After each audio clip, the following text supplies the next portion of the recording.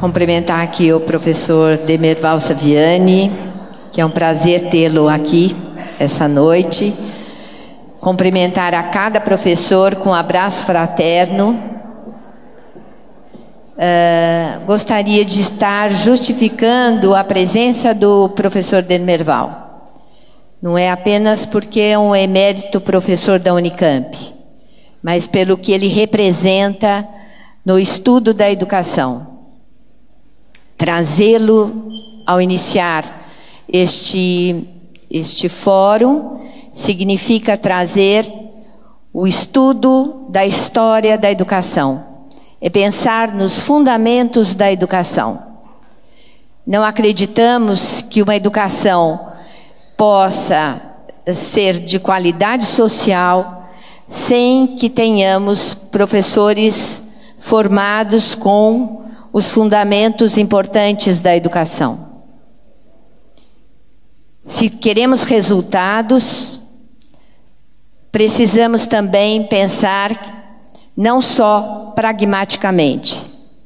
Precisamos pensar que nós todos estamos formando os seres sociais. É o ser social o nosso objeto de trabalho, o nosso sujeito de trabalho,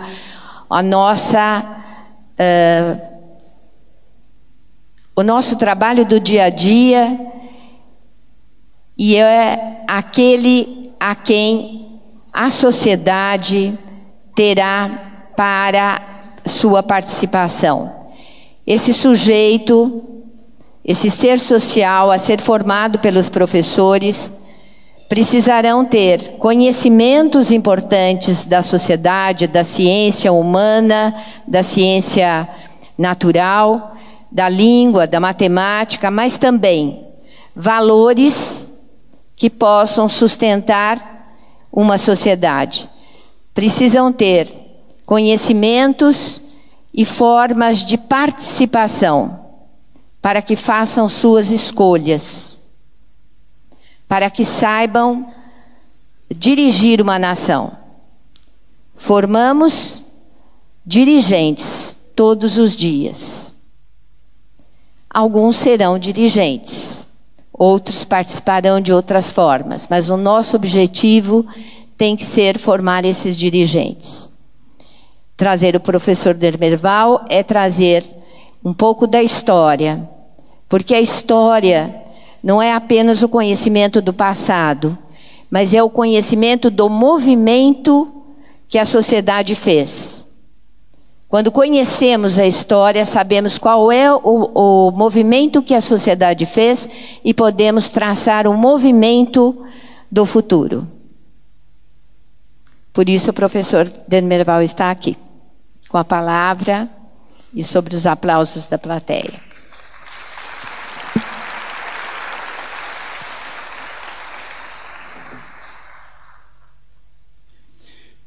Bem, eu queria agradecer o convite para estar aqui abrindo este 6º Fórum Internacional da Região Metropolitana de Campinas.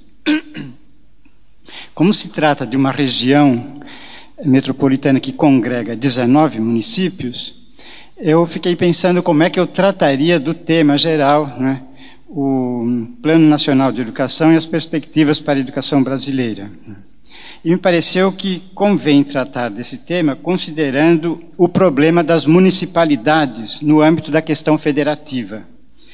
Parece-me que é nesse contexto que cabe considerar as perspectivas da educação brasileira que poderão se abrir a partir de um adequado encaminhamento do projeto do Plano Nacional de Educação, atualmente em tramitação no Congresso Nacional. Bom, como se sabe, a Constituição Federal de 1988 elevou os municípios ao status de entes federativos. Ao que parece, essa é uma particularidade brasileira, uma vez que as federações se definem, em regra, como a união de estados que instituem uma instância comum em favor da qual abrem mão das respectivas soberanias, preservando, porém, a autonomia. Então, normalmente, não se fala em regime federativo a partir de municípios, mas a Constituição de 88 estendeu aos municípios, além dos estados, a categoria de entes federativos. Bom, comecemos então por abordar a questão federativa, dado que é a partir daí que se pode compreender o Estado Nacional brasileiro e, em consequência, situar a questão relativa ao Plano Nacional de Educação. Se o Estado federativo se contrapõe ao Estado unitário, é importante ter presente que essa contraposição não se confunde com a oposição entre Estado descentralizado e Estado centralizado. Os fenômenos da centralização e descentralização podem ocorrer tanto em Estados federados como unificados. No Brasil mesmo, nós sabemos que o Império se configurou como um Estado unificado. Na sua fase inicial, a educação estava centralizada. Foi aprovada em 1827 a Lei das Escolas de Primeiras Letras, pelo Parlamento Brasileiro, então uma lei nacional. Mas o ato adicional de 1834 descentralizou o ensino primário e secundário, que passou para a competência das províncias. Então, nós tínhamos um Estado unitário e, no entanto, um ensino primário e médio descentralizados.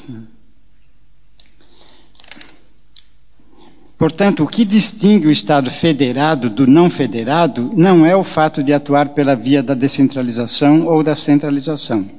Aquilo que caracteriza a federação é a unidade de vários Estados que, preservando suas respectivas identidades, intencionalmente se articulam, tendo em vista assegurar interesses e necessidades comuns. Por isso, o nível articulador da federação, a instância que representa e administra o que há de comum entre os vários entes federativos, se chama precisamente União. Então, é a união de vários Estados autônomos. Aclarando um pouco mais essa questão, importa distinguir federação de confederação. A confederação é a associação de países soberanos que se articulam em função de determinados pontos de interesse comum em circunstâncias específicas.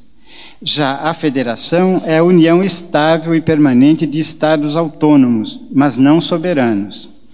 Isso significa que, numa federação, a soberania pertence à União, e por isso é em seu âmbito que os Estados depositam a responsabilidade das relações que se estabelecem com os demais países. Não obstante a referida distinção, não é incomum a ocorrência de confusão entre federação e confederação. De certa forma, essa confusão é compreensível, uma vez que o movimento federalista, especificamente na Europa, teve como uma de suas vertentes mais fortes a negação do Estado Nacional, como se pode ver nessa constatação que eu vou citar, do Lúcio Levi, registrada no verbete Federalismo do Dicionário de Política, organizado por Bobbio, Matteucci e Pasquino.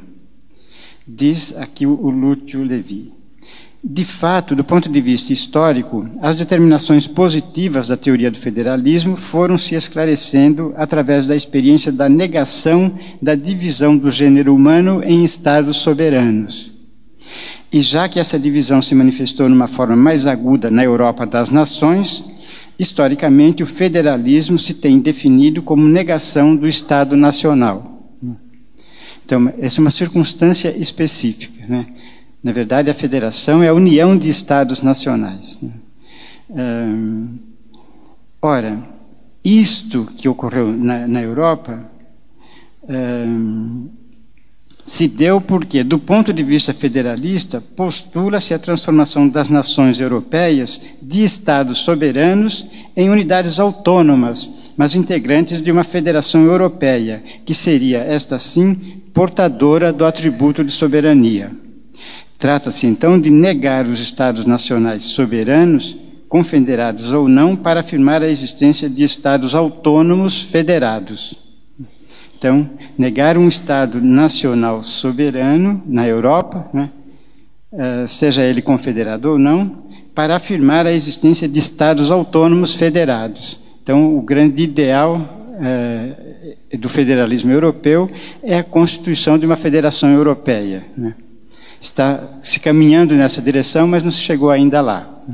E um exemplo que Ilustra isto são as crises de alguns países, né, que, tendo uma moeda comum, né, mas também usufruindo de uma certa soberania, né, eles se veem diante do problema de não poder desvalorizar a sua moeda para resolver sua crise financeira, né. E, então ele depende do aporte dos outros países, né. Por isso hoje se discute lá a organização de uma instância, né, federal comum, né, que tenha jurisdição sobre esses estados que, nesse caso, passariam sem abrir mão da sua autonomia, transferindo para esse organismo europeu a soberania. Bom, nesse contexto, é compreensível também o receio de confiar a atribuição educativa por meio do sistema escolar ao governo central, que, controlando também o exército, incidiria na lógica tendencialmente totalitária do Estado Nacional, que emprega seu poder para fazer de seus cidadãos bons soldados. Bem, diferente, no entanto, é a situação, por exemplo, dos Estados Unidos da América, em que os estados autônomos se uniram numa federação, constituindo e afirmando, portanto, um Estado nacional soberano. Nesse caso, no caso dos Estados Unidos, assim como também no caso do Brasil, negar o Estado nacional a partir de suas unidades federativas seria negar a própria federação, substituindo-a por uma confederação que implicaria dotar de soberania os Estados antes federados. Bem, feitas essas considerações, nós podemos concluir que, dada uma federação como a brasileira, institui-se uma hierarquia consubstanciada no arcabouço jurídico, encabeçado, não por acaso, pela Constituição Federal, né, e descendo-se às constituições estaduais e às leis orgânicas municipais, completadas nos 3 níveis por leis complementares e ordinárias. No âmbito dos estados, preserva-se um grau específico de autonomia que lhes permite baixar normas próprias, mas sem a plenitude de que goza a União, uma vez que devem subordinar-se às diretrizes gerais traçadas pela União, esfera que escapa à atribuição dos estados. A nossa Constituição é clara nesse sentido, né? A atribuição de fixar diretrizes e bases da educação nacional é exclusiva da União. Os estados podem legislar em matéria de educação concorrentemente com a União, mas obedecidas às diretrizes e bases traçadas pela União. E quando passamos ao nível municipal, a autonomia torna-se bem mais restrita, porque no caso da educação, sequer a Constituição lhes faculta estabelecer normas próprias, né, o que é admitido apenas em caráter complementar pela LDB. Deve-se frisar, contudo, que a diferença de graus de autonomia não significa redução de importância para as instâncias que detêm menor autonomia. É comum afirmar-se que o município é a instância mais importante, pois é aí onde, concretamente, vivem as pessoas. Desse ponto de vista, o Estado e a União se configuram como instâncias abstratas, já que sua realidade se materializa, de fato, no recorte dos municípios. Ora, mas se assim é, então está claro que a configuração dos Estados e da União, né, sua estrutura, sua organização e administração, são operadas por indivíduos concretos, cidadãos reais, ou seja, os habitantes dos municípios. É importante ter presente isso claro, né, porque nós vivemos num município, né, mas não estamos restritos aos municípios, né? Nós não temos direito apenas de eleger prefeito e vereadores. Nós elegemos também governadores e os deputados estaduais. Elegemos o presidente da República e os senadores e deputados federais, né? Então, Estado e União são instâncias, né, que se sobrepõem aos municípios, mas se sobrepõem para efeitos, né, de organização, né, administrativa e política, né, e não propriamente como alguma coisa que se contrapõe a eles e os nega. Portanto, se a autonomia se concentra mais nos estados do que nos municípios, é porque no âmbito do Estado ela se exercita em relação a todos os municípios que o integram, e não apenas por parte de cada município em confronto com os demais. O mesmo se diga da União, cuja autonomia se exerce em relação a todas as unidades federativas, e não apenas na contraposição entre elas. Em última instância, são os munícipes que atuam simultaneamente nas três instâncias, que obviamente se fortalecem reciprocamente na medida em que se estreitam os laços de articulação que as unem em torno de propósitos e interesses comuns. Então, os municípios são autônomos entre si, né? Os estados são autônomos entre si, e por serem autônomos entre si, cada estado representa todos os seus municípios perante os demais estados. E a União, né, representa todos os estados perante os demais estados nacionais, perante os outros países. Não cabe, pois, postularem-se autonomias artificiais, enunciando discursos que não correspondem à realidade efetiva. No caso da educação, para ficar no nosso campo de interesse, o discurso da autonomia local ou regional, com as normas decorrentes, teve efeitos bem diferentes do proclamado, o que pode ser constatado tanto no plano diacrônico, isto é, historicamente, quanto no plano sincrônico, ou seja, nas condições atuais. Assim, por exemplo, a historiografia registra que o ato adicional de 1834 teve o propósito de descentralizar a instrução primária, conferindo maior grau de autonomia às províncias, o que lhes permitiria maior margem de criatividade e adequação da instrução às suas necessidades e características específicas. Mas não foi propriamente isso que ocorreu. A tendência que prevaleceu foi que, embora as reformas do governo imperial tivessem validade apenas para o chamado município neutro, isto é, a cidade do Rio de Janeiro, que era a capital do Império, né, as províncias acabavam por tomá-las como modelo na organização da instrução pública nos respectivos territórios, reproduzindo as mesmas medidas adotadas pelo governo central. A partir de um estudo minucioso das fontes primárias, representadas pela legislação educacional do Império Brasileiro e pelos relatórios dos presidentes de províncias e dos inspetores de instrução pública, André Castanha, em sua tese de doutorado, analisou os currículos da escola primária, os métodos de ensino, os castigos e prêmios, os livros e manuais didáticos, o perfil dos professores, as condições para o exercício do magistério, as escolas normais e os alunos mestres, constatando significativas semelhanças nesses diferentes aspectos nas províncias estudadas, o que se explica pelo fato de que as províncias seguiram as orientações dos centros mais desenvolvidos, especialmente da Corte e Província do Rio de Janeiro, reproduzindo nas respectivas legislações provinciais os mesmos princípios e dispositivos do centro irradiador. Bom, e isto vem se repetindo em maior ou menor grau até os dias atuais, né? É um fenômeno que se pode constatar também nos dias de hoje. Por outro lado, é preciso também ter presente que a melhor forma de fortalecer as instâncias locais não é necessariamente conferir-lhes autonomia, deixando-as, de certo modo, à própria sorte. Na verdade, a melhor maneira de respeitar a diversidade dos diferentes locais e regiões é articulá-los no todo, e não isolá-los. Isso porque o isolamento tende a fazer degenerar a diversidade em desigualdade, cristalizando-a pela manutenção das deficiências locais. Inversamente, articuladas no sistema, enseja-se a possibilidade de fazer reverter as deficiências, o que resultará no fortalecimento das diversidades em benefício de todo o sistema. Uma compreensão mais precisa do significado e implicações do regime federativo nos permitiria assumir com maior radicalidade e coerência essa condição, o que redundaria em importante simplificação do aparato jurídico com economia de esforços e ganho de eficiência e eficácia no funcionamento das instituições.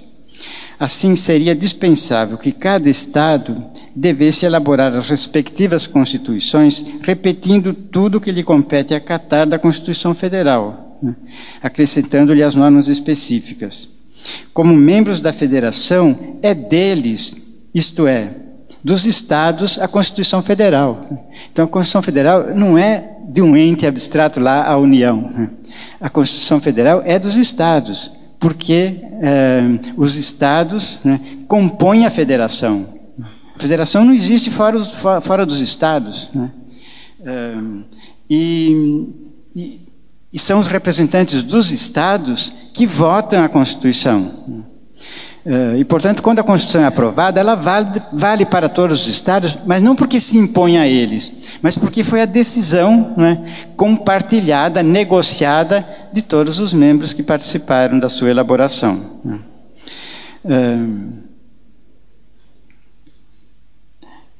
De fato, o próprio nome está dizendo, né, quando a Constituição é adjetivada de federal. Ela é federal porque justamente ela se refere à federação, né? E a federação é a federação dos estados. As constituições dos estados poderiam simplesmente começar com um cabeçalho do seguinte tipo: com base no cumprimento integral das normas estabelecidas na Constituição Federal, o Estado X reger-se-á pelas seguintes normas específicas. E aí, então, explicita as normas específicas. Algo semelhante ocorreria com as leis orgânicas dos municípios em relação às respectivas constituições estaduais. De modo similar, também na educação, constituído o sistema nacional, suas normas se estendem a todos os estados e municípios, o que dispensaria a estes de reiterar as prescrições comuns, bastando estabelecer as normas tendentes a ajustar aquelas regras comuns às particularidades de cada estado ou município. Obviamente, isso vale também para o Plano Nacional de Educação. Vocês veem, por exemplo, como as coisas acabam acontecendo, né? O Plano Nacional de Educação, aprovado em 2001, né, cuja vigência se encerrou em janeiro agora de 2011, né, pela norma aprovada, né, deveria ser replicado nos estados e nos municípios, né? Mas há estado, há município que até hoje não elaborou o seu plano, né? E aquele plano já perdeu vigência, né? Agora há a tendência de se reproduzir a mesma coisa, né? Aprovar-se um plano nacional e criar-se a expectativa de que cada estado vai produzir o seu próprio, né? E cada município produzir também os respectivos planos, né? Quando, na verdade, se ele é nacional, ele vale para o conjunto e, portanto, cabe, né, adequar, né? É claro que se, por exemplo, o plano nacional diz lá, né, no prazo máximo de 5 anos, né, as creches devem estar universalizadas, né? O município que já universalizou, né, ele não precisa se preocupar com esse tópico. Agora, o município que tem uma cobertura de 80%, né? Então ele tem um compromisso de, né, nesses 5 anos, atingir os 20% que falta, e assim sucessivamente. Bem, passemos então a analisar a questão relativa ao plano de educação articulado ao Sistema Nacional de Educação. Esclarecido o significado do regime federativo, que define o caráter do Estado Nacional Brasileiro, cumpre abordar a questão do Plano Nacional de Educação em articulação com o Sistema Nacional de Educação. De fato, há uma íntima relação entre esses dois conceitos. O sistema resulta da atividade sistematizada, e a ação sistematizada é aquela que busca intencionalmente realizar determinadas finalidades. É, pois, uma ação planejada. Sistema de ensino significa, assim, uma ordenação articulada dos vários elementos necessários à consecução dos objetivos educacionais preconizados para a população a qual se destina. Supõe, portanto, o planejamento. Ora, se sistema é a unidade de vários elementos intencionalmente reunidos de modo a formar um conjunto coerente e operante, as exigências de intencionalidade e coerência implicam que o sistema se organize e opere segundo um plano. Consequentemente, há uma estreita relação entre sistema de educação e plano de educação. Podemos dizer que a formulação do Plano Nacional de Educação se põe como uma exigência para que o Sistema Nacional de Educação mantenha permanentemente suas características próprias. Isto porque é preciso atuar de modo sistematizado no sistema educacional. Caso contrário, ele tenderá a distanciar-se dos objetivos humanos, caracterizando-se especificamente como estrutura, que eu defino como o resultado coletivo não intencional de praxes intencionais individuais. Este risco é particularmente evidente no fenômeno que vem sendo chamado de burocratismo. O burocratismo consiste em que, a um novo processo, se apliquem mecanicamente formas extraídas de um processo anterior. Assim sendo, o funcionamento do sistema acaba caindo numa rotina em que as ações se tornam mecânicas, automáticas, rompendo seu movimento dialético entre ação, reflexão e ação, que é condição sine qua non da educação sistematizada e, portanto, da prática educativa própria do sistema educacional. Isso porque o modo de existência humana é tal que uma praxis que se estrutura em função de determinados objetivos não se encerra com a sua realização, mas traz a exigência da realização de novos objetivos, projetando-se numa nova praxis, que só é nova pelo que acrescenta a anterior e porque a pressupõe. Na realidade, prolonga-a num processo único que se insere na totalidade do existir. Portanto, para que o sistema permaneça vivo e não degenere em simples estrutura, burocratizando-se, é necessário manter continuamente, em termos coletivos, a intencionalidade das ações. Isso significa que em nenhum momento se deve perder de vista o caráter racional das atividades desenvolvidas. E o plano educacional é exatamente o instrumento que visa introduzir racionalidade na prática educativa, como condição para se superar o espontaneísmo e as improvisações, que são o oposto da educação sistematizada e de sua organização na forma de sistema. Mas se o plano educacional é instrumento de introdução da racionalidade na educação, é preciso ter presente que há diferentes tipos de racionalidade. Historicamente, no Brasil, podemos identificar a origem da ideia de plano na educação a partir da década de 1930. Sua primeira manifestação explícita nos é dada pelo Manifesto dos Pioneiros da Educação Nova, lançado em 1932.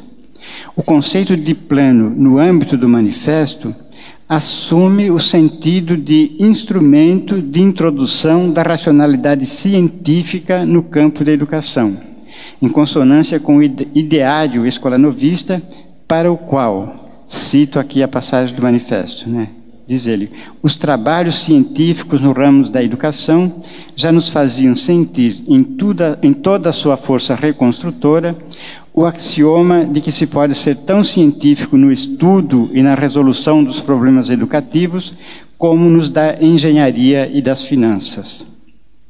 Bom, esse entendimento dos pioneiros, que implicava a exigência de introduzir racionalidade na educação através de um plano de reconstrução da educação nacional, influenciou, por certo, a Constituição Brasileira de 1934, cujo artigo 150, na linha A, estabelecia como competência da União fixar o Plano Nacional de Educação, compreensivo do ensino de todos os graus e ramos comuns e especializados, e coordenar e fiscalizar a sua execução em todo o território do país. E essa mesma Constituição de 34 previu ainda no artigo 152 um Conselho Nacional de Educação, cuja principal função seria a de elaborar o Plano Nacional de Educação. Enquanto para os educadores alinhados com o movimento renovador, o plano de educação foi entendido como um instrumento de introdução da racionalidade científica com Getúlio Vargas e Gustavo Capanema, o plano se converteu no Estado Novo, entre 1937 e 1945, em instrumento destinado a revestir de racionalidade o controle político-ideológico exercido pela política educacional. Para o ministro do Estado Novo, Gustavo Capanema, ministro da Educação, a promulgação de uma lei geral de ensino, ou seja, de um Código da Educação Nacional, apresentava-se como condição prévia para a elaboração de um plano de educação, que, por sua vez, se constituiria na base e roteiro das providências de governo no âmbito educacional. Bom, isto, Estado Novo, entre 37 e 45. No período compreendido entre 1946 e 1964, observa-se uma tensão entre duas visões de plano de educação, que, de certo modo, expressa a contradição entre as forças que se aglutinaram sob a bandeira do nacionalismo desenvolvimentista, que atribuíam ao Estado a tarefa de planejar o desenvolvimento do país, libertando-o da dependência externa, e aquelas outras forças que defendiam a iniciativa privada, contrapondo-se à ingerência do Estado na economia e aquilo que taxavam de monopólio estatal do ensino. Ambas essas tendências repercutiram no debate que se travou por ocasião da discussão no Congresso Nacional do projeto da nossa primeira Lei de Diretrizes e Bases da Educação Nacional. Na discussão da LDB, prevaleceu a segunda tendência, que defendia a liberdade de ensino e o direito da família de escolher o tipo de educação que deseja para seus filhos, considerando que a ação planificada do Estado trazia embutido o risco de totalitarismo. Em decorrência dessa orientação, que a ação planificada do Estado, em decorrência dessa orientação, a ideia de plano de educação na nossa primeira LDB ficou reduzida a instrumento de distribuição de recursos para os diferentes níveis de ensino. De fato, pretendia-se que o plano garantisse o acesso das escolas particulares, em especial as católicas, aos recursos públicos destinados à educação. Nesses termos, a Lei de Diretrizes e Bases da Educação Nacional, promulgada em 20 de dezembro de 1961, se refere a plano de educação no parágrafo 2º do artigo 92.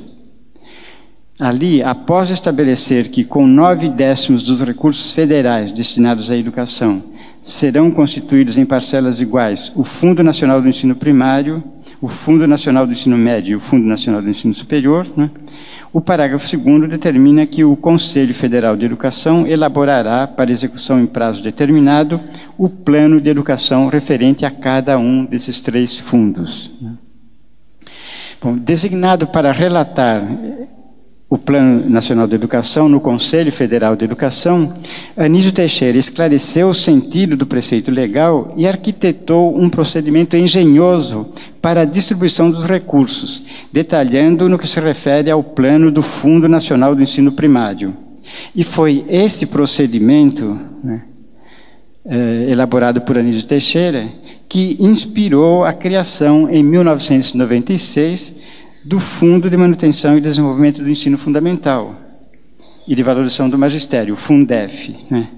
Orientação que também foi mantida com a substituição do Fundef pelo Fundeb, o Fundo de Manutenção e Desenvolvimento da Educação Básica e de Valorização dos Profissionais da Educação, aprovado em dezembro de 2006.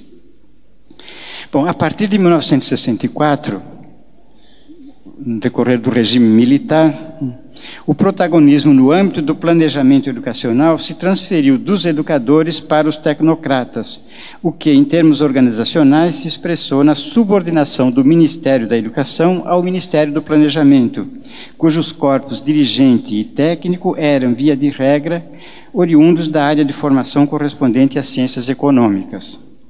Essa tendência se explicitou na reforma do ensino traduzida pela Lei número 5692, de 1971, cujo artigo 53 definia que o governo federal estabelecerá e executará planos nacionais de educação, esclarecendo no parágrafo único que o planejamento setorial da educação deverá atender às diretrizes e normas do Plano Geral de Governo, de modo que a programação a cargo dos órgãos da Direção Superior do Ministério da Educação e Cultura se integre harmonicamente nesse plano geral. Nesse contexto, os planos para a área de educação decorriam diretamente dos Planos Nacionais de Desenvolvimento, os PNDs, recebendo, por isso mesmo, a denominação de Planos Setoriais de Educação e Cultura, os PSECs.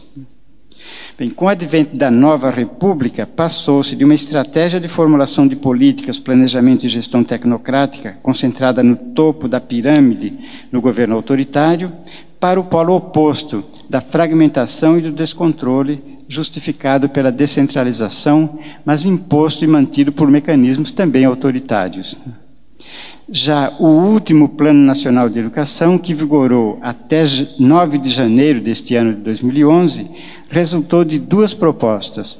Uma elaborada pelo MEC na gestão Paulo Renato do governo FHC e outra gestada no 2º Congresso Nacional de Educação. A proposta do MEC, dado o empenho em reorganizar a educação sob a égide da redução de custos, traduzida na busca da eficiência sem novos investimentos, se revelou um instrumento de introdução da racionalidade financeira na educação. Já a segunda proposta, considerando o empenho em se guiar pelo princípio da qualidade social, poderíamos considerar que entende o plano como um instrumento de introdução da racionalidade social na educação. Bem, resumindo, na década de 1930, o conceito de plano assumiu o sentido de introdução da racionalidade científica na educação. No Estado Novo, metamorfoseou-se em instrumento destinado a revestir de racionalidade o controle político e ideológico exercido pela política educacional.